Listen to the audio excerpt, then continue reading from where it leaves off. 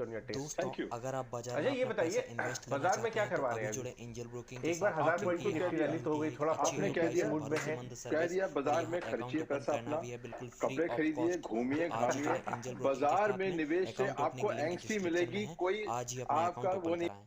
मिलने वाला। देखिए बाजार को आप इसलिए देखिए कि महंगे बाजार में इकोनॉमी स्लो डाउन कर रही है। आरबीआई ने इन्फ्लेशन का टारगेट अब गिव अप कर दिया है। जो भी रीजन था उनका गिव अप करने का कर दिया है कि भाई 5.66 इन्फ्लेशन आया तब भी हमें कोई परवाह नहीं, क्योंकि टारगेट उनका 4%, 2 to 4 का बैंड में, उनका 6 में बैंड में है। उस नजरिए देखते हुए अगर आपको अगर करना है इन्वेस्ट तो आप फिक्स इनकम में करिए। ज्यादा इक्विटी में निवेश करना है तो उसको खर्च ही कर डालिए, इससे पहले कि बाजार आपसे पैसा ले जाए। अपनी फैमिली पे पैसा खर्च दीजिए। हमारी राय 6 महीने से लगातार यही चल रही है, 8 महीने से, कि इस माहौल में इक्विटी इन्वेस्टमेंट बहुत समझ के करें, लॉन्गर टर्म पर्सपेक्टिव पे करें। और ये सोचना कि ये मार्केट आपको एक्स्ट्रा ऑर्डिनरी रिटर्न देगा, बहुत ही मुश्किल है इस माहौल में। नैरेटिव को भूलिए, अपने पे ध्यान रखिए, पोर्टफोलियो पे खर्चा करिए, वही इकोनॉमी को बढ़ाएगा, वही आपको ज्यादा सेटिस्फैक्शन देगा। गई। लेकिन देखिए मार्केट में पार्टिसिपेंट्स को ना थोड़ी इच होती है, खुजली होती है, जबरदस्त पिटाई हो रही है आईटी की, क्या खरीद लूं मैं, अगर खरीद लूं तो कितना क्या व्यू रखना चाहिए। और ये ग्रोथ स्लो डाउन का मामला कहीं ऐसा तो नहीं है कि इसी क्वार्टर में पीक पेसिमिज्म भी हो जाए, स्टॉक बॉटम कर जाए? तो आप क्या राय लेंगे आईटी पे अब? देखिए आईटी इन्वेस्टमेंट हमेशा का है कि एक इंडिया की अच्छी इन्वेस्टमेंट है, लेकिन उसको आपको रखना पड़ेगा 4 से 5 साल के पर्सपेक्टिव पे। और आईटी को हमेशा रखिए इन्वेस्टमेंट डिविडेंड के पर्सपेक्टिव से, कि आप उसका 5, 7 साल, 10 साल डिविडेंड खाएंगे। ये मैं इनको बोलूंगा, ये एक बास्केट है, ये शेयर्स हैं, एमएनसी शेयर्स है, नेस्ले वगैरह बास्केट है, जहां पे आप डिविडेंड कमाएंगे, स्टेबिलिटी रहेगी आपको, कि गवर्नेंस इशू नहीं आएगा। मार्केट इशू आ सकता है, गवर्नेंस इशू नहीं आएगा आपके साथ में। और करेक्शन पे आप इसको लीजिए, बट पर्सपेक्टिव आपका है कि 5 से 7 साल वाला। इसको अगर 1 साल में रिटर्न देखना है तो 1 साल के अंदर में तो फिर ये सेक्टर आपको बड़ी मुश्किल से रिटर्न देगा। 3 से 5 साल में एक बार कभी देता है साल में रिटर्न, उसके बाद ये फ्लैट हो जाता है। और जो कंपेरेटिव माहौल है इकोनॉमी के ऊपर में या ग्रोथ के ऊपर में या इन कंपनियों पे, आपने देखा होगा चैट जीपीटी का जो इन्फ्लुएंस आ रहा है मार्केट के ऊपर में, लोगों ने अंडर एस्टिमेट किया चैट जीपीटी को, बट इन कंपनियों पे, कंसल्टिंग कंपनियों पे बहुत जबरदस्त फर्क पड़ेगा, the way the world is working. तो उस माहौल को देखते हुए आपको अगर 5 साल पर्सपेक्टिव है, शौक से आईटी में इन्वेस्टमेंट शुरू करिए, करेक्शन पे और लीजिए, कोई परवाह नहीं है। बट अगर आपको 1 साल का पर्सपेक्टिव देखना है तो अभी तो बैड न्यूज शुरू हुई है। देखिए पहली बार इन्फोसिस ने डी ग्रोथ बताई है इस क्वार्टर के अंदर में। मुझे लगता है कि सारी, हमने इससे पहले सारी कंपनियां इस साल में मेरे हिसाब से आईटी कंपनी डी ग्रो करेंगी। और उस माहौल को देखते हुए आप एक क्वार्टर वेट करिए ना, आप जून में लीजिए शेयर को या सितंबर में लीजिए। जल्दी नहीं है, बस इस मार्केट में कोई जल्दी नहीं शेयर खरीदने की, हर चीज मिलेगी आपको।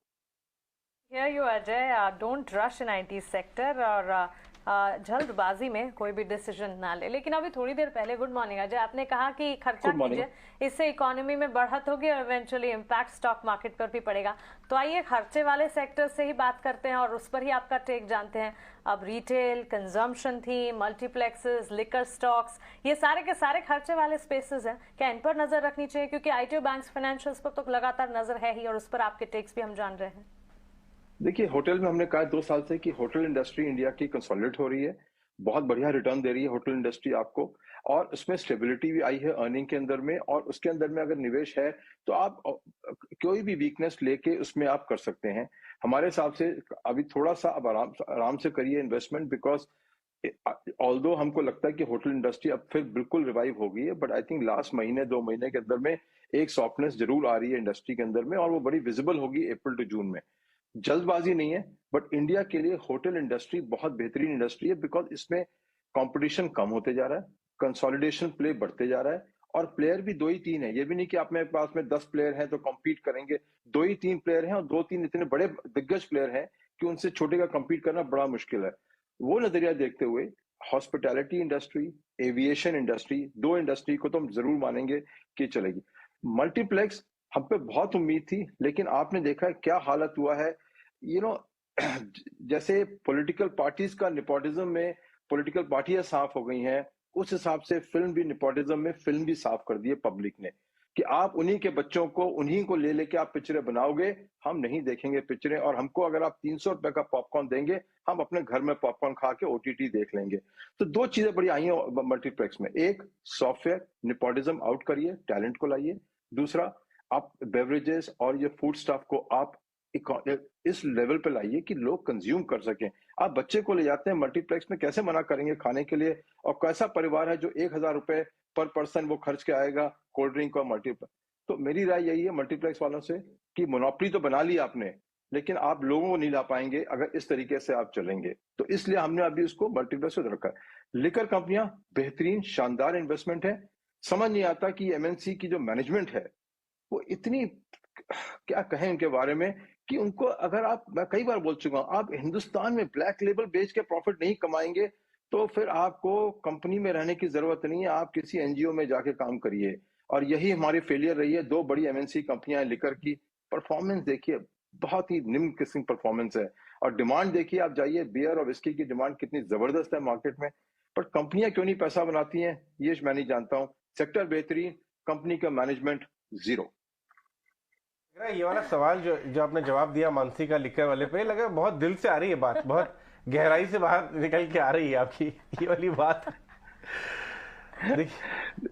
देखिए ये बात भी मैं एक्चुअली आपको उस दिन याद कर रहा था, क्योंकि मैं एक तरफ देखता हूँ यूनाइटेड स्पिरिट्स का स्टॉक जो 40-50% गिरा हुआ है और चलने का नाम ही नहीं लेता हर भाव से। दूसरा आप देखिए रेडिको खेतान, उन्होंने इतने नए नए प्रोडक्ट्स लॉन्च किए और कहीं ना कहीं बहुत आउट परफॉर्म कर रहा है, और मैनेजमेंट थोड़ा काफी जागरूक हो गया है, बहुत एक्शन में।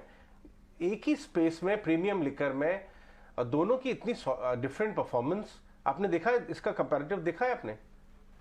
नहीं, देखिए मैंने वही बोला ना आपको कि दो सबसे बड़ी दिग्गज एमएनसी कंपनियां हैं, चाहे बियर में ले लीजिए, स्कॉच में ले लीजिए, दो ही कंपनियां हैं इंडिया में जो लिस्टेड स्पेस में है। बिल्कुल सही कहा, परफॉर्मेंस देखिए।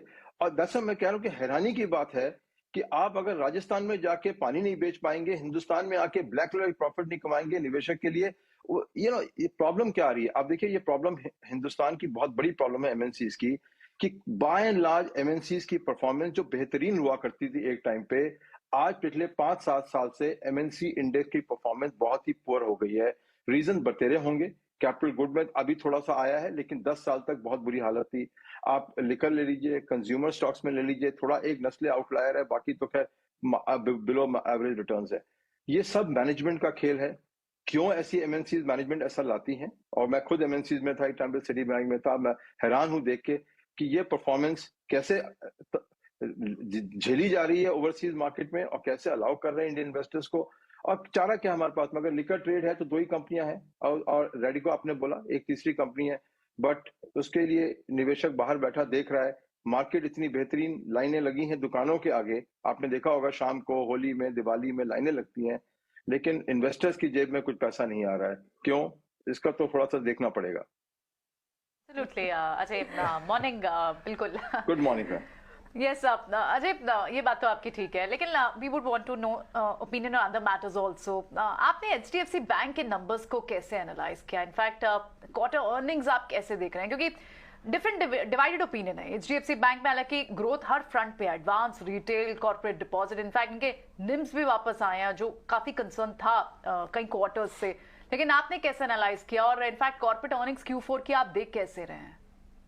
देखिए, हमको तो थोड़ा शॉक लगा कि पहली बार हमको ऑपरेटिंग प्रॉफिट कम हुआ जो एचडीएफसी बैंक में Q on Q, उसकी उम्मीद नहीं थी हमको कि इस माहौल में जहां पे निम भी अच्छे हैं, पर्सनल ग्रोथ भी अच्छी रही है, लोन्स की अच्छी रही है, उसके बावजूद आपका कॉस्ट स्ट्रक्चर ऐसा चला गया है कि उसके अंदर में अब जो स्टोरी नजर आ रही है कि अगर आपको ग्रोथ करनी है तो आपको एक्स्ट्राऑर्डिनरी ऑपरेटिंग कॉस्ट करनी पड़ेगी। और खासकर इसके अंदर में एक सबसे बड़ी लाइन जो आ रही है वो आ रही है ईसॉप की, कि जब जब आपके शेयर परफॉर्म नहीं कर रहे हैं तो आप उन एम्प्लॉइज को आप रिवॉर्ड कर रहे हो ईसॉप से।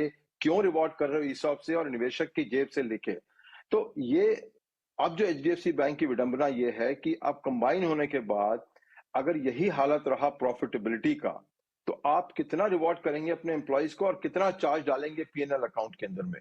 तो जो भी आज निवेशक है एचडीएफसी बैंक का, ये समझ ले कि एचडीएफसी बैंक का कॉम्पेंसेशन मॉडल भी अब एक स्टार्टअप की तरीके से हो गया है कि देखिए, हम तनख्वाह नहीं बढ़ाएंगे लेकिन आपको ईसॉप देते रहेंगे, डाइल्यूशन करते रहेंगे और चार्ज लेते रहेंगे पीएनएल में।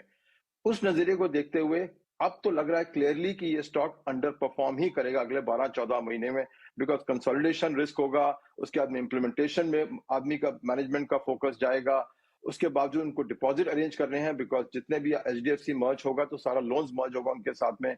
चैलेंजेस को देखते हुए अंडर परफॉर्मेंस बहुत क्लियर है, बट ये जो Q-on-Q जो शॉक लगा है कि कॉस्ट स्ट्रक्चर नहीं मैनेज हो पा रहा है, ये बहुत गड़बड़ है और ये मैनेजमेंट को देना पड़ेगा पॉलिसी कि ESOP के लिए वो कितना एलोकेशन करेंगे क्वार्टर टू क्वार्टर और कितना चार्ज होगा हमारे को इन्वेस्टर्स को।